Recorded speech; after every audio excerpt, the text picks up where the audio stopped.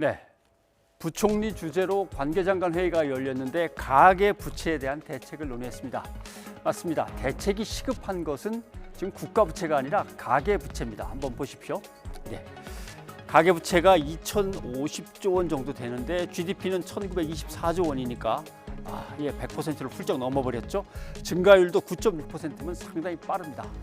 왜 가계 부채 문제를 심각히 봐야 하는지 다른 나라와 잠깐 비교를 해보겠습니다. 우리나라가 지금 106.6 GDP하고 비교하면 이렇게 되는데 전 세계 평균을 내면 약간 달라졌겠습니다만 64% 정도, 선진국은 75% 정도 됩니다. 규모도 문제고 속도도 문제입니다. 속도를 보시죠. 2008년부터 12년을 잡아서 2020년까지의 변화를 보면 우리나라는 27% 넘게 가계부채 비율이 쑥 올라갔는데 전 세계 평균을 보면 3.7밖에 안 올랐습니다. 선진국은 오히려 0.9% 내려갔습니다. 복지 선진국이니까 국가가 책임을 많이 지고 각 가계들의 부채는 그렇게 늘질 않는 거죠. 이렇게 다릅니다. 최근에 가계 부채가 확 늘었는가? 그러면 왜 늘었을까? 짐작하시는 대로 이유는 당연합니다. 코로나19 때문에 소득이 줄어드니까 자영업자나 노동자들이나 상당수가 생계 대출을 많이 받았습니다. 부동산 때문에 대출 받으신 분들도 많고 또 주식 투자 때문에 요즘은 대출도 많이 받습니다. 그러다 보니까 가계부채가 확 늘었죠.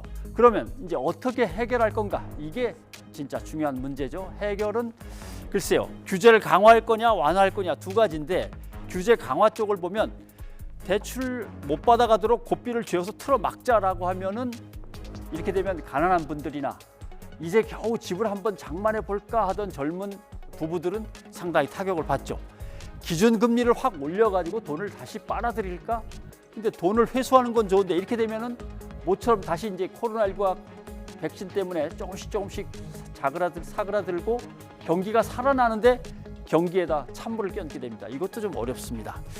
규제 완화 쪽을 보면 지금까지는 갚을 능력이 충분한 사람들한테 돈을 더 잘 빌려줬는데 그게 아니고 정말 딱한 사람들, 꼭 필요한 사람들을 잘 골라서 그 사람들한테는 돈이 좀 가도록 해줘야 되는 문제가 있고요.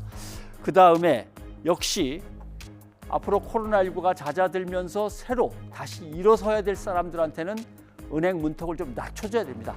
그 사람들한테 돈이 가서 다시 재기할 수 있도록 해줘야 되는 그런 문제들. 전체를 조정하려니까 정부가 지금 상당히 골머리를 앓고 있습니다. 정부 대책은 이달 말에 나옵니다. 변상욱의 앵커 리포트였습니다.